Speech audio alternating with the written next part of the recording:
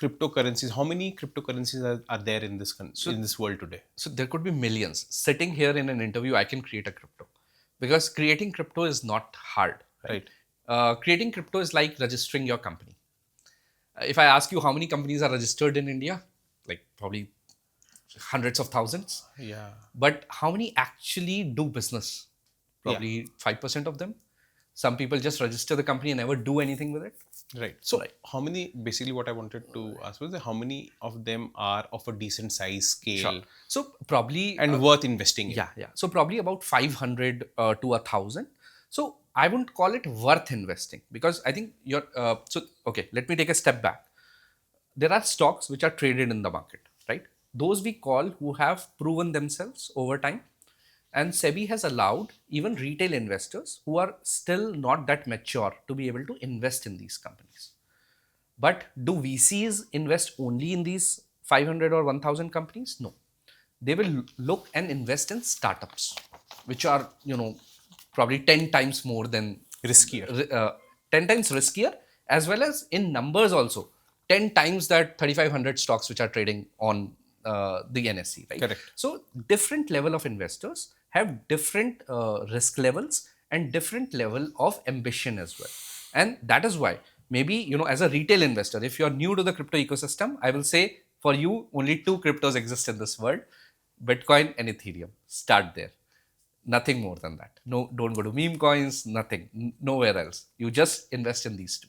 I'll come to that Yes. investing thesis. No, so I'll just complete the Yeah, answer. sure, sure. So if you're a regular investor, there are about 500 tokens listed on our exchange. We obviously do our due diligence before listing them, look at market cap, look at whether they have proven to certain extent or not before listing them. But there are wide variety of millions of tokens which are out there, which could be built on a promise. If some users find that promise worthy enough, that can it be the among the top 500 in the next 2 years, can still invest in that ecosystem. So there are thousands and thousands of tokens.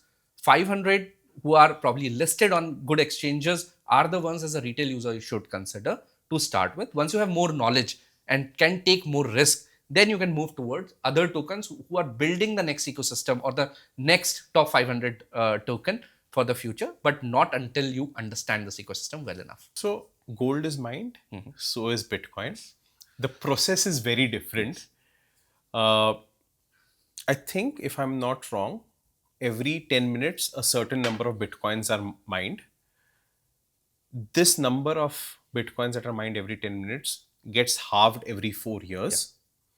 And this has been the rule, Yes. right? To the extent that people say that only 21 million Yes. Bitcoins can be mined. Yes. Who made this rule? And is there a way this rule can be changed? Sure. To Yeah. Satoshi Nakamoto. So he's a pseudonym, is a great programmer. So there used to be a problem. I'll go into a bit technical, but Sure, please. if Please. I'll give you enough context on where this comes from. So there's a problem, a mathematical problem called Byzantine Generals Problem. In simple terms, there is a fort, and there are two armies on the left, one army on the left, one army on the right. If they both attack together, this fort can be won. But there is no way to communicate securely between these two armies at what time to attack. So they have to coordinate their attack to make sure that they can attack together this fort and win this fort. Right? So this has been an unsolved mathematical problem from 1857.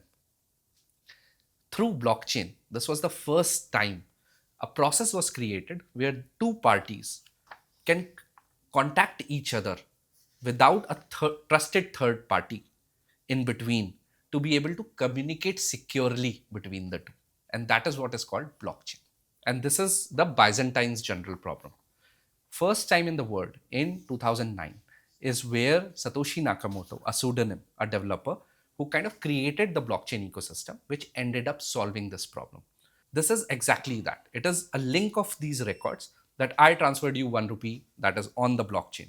It is immutable, it cannot be changed ever, it is always present there. So you cannot cheat the system, right? This is what the ecosystem was built by Satoshi Nakamoto with these rules that only 21 million Bitcoin can be mined till eternity. Every 4 years, the reward will get halved. every 10 minutes, one block where a list of transaction blockchain will process and put it on the blockchain so that nobody in the world can manipulate these. These are the rules which are set in the code itself. I can copy the code and create my own code, but that won't be Bitcoin anymore.